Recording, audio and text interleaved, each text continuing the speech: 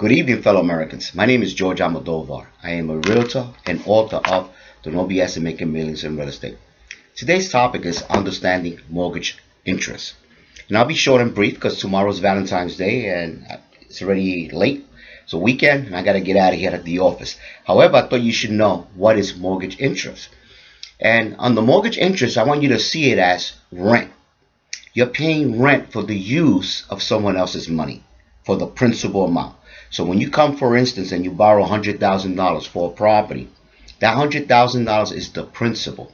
That at a 4% interest rate is $4,000 a year, or to be more exact, $333.33 per month, because you divide it by 12 months. So it's $100,000 times 0.04 equals $4,000 divided by 12 months. It gives you interest rate of $333 per month.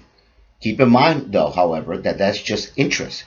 When you pay a mortgage, for instance, on a 30-year loan, in order for it to amortize, it will be $477.42 per month.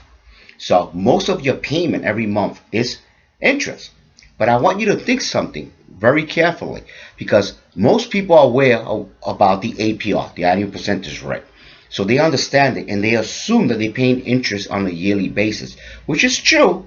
But it's a little misleading and misguiding. Why? Because you're being charged interest or that rent for the use of that money on a daily basis. It's called per diem basis. So you're actually being charged a rent for the use of someone else's money on a daily basis.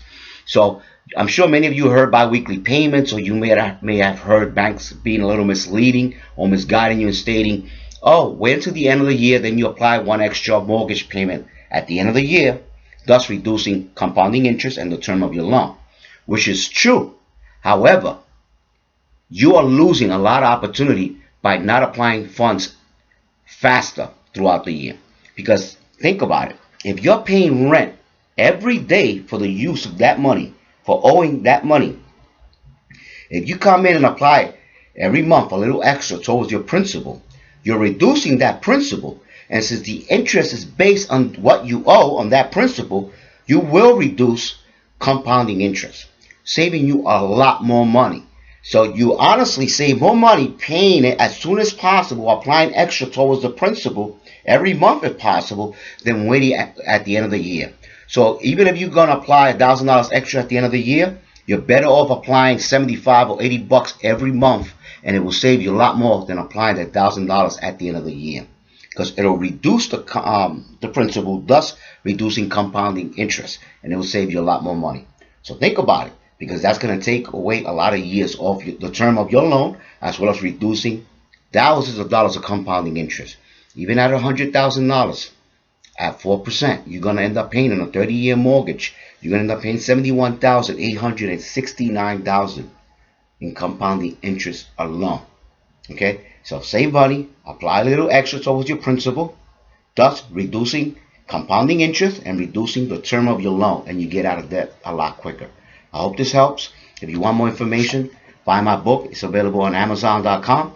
The No BS in Making Millions in Real Estate, where I'll show you more ideas on how to save money and how to use OPM, other people's money, even if it is from your own bank. Don't keep the money in your bank. Okay, because reality is, with inflation, you're losing money. You're losing money. You're better off applying it towards the principal or reinvesting it somewhere else, will make you a lot more money. So think about it. Have a great weekend and happy Valentine's Day. Bye-bye.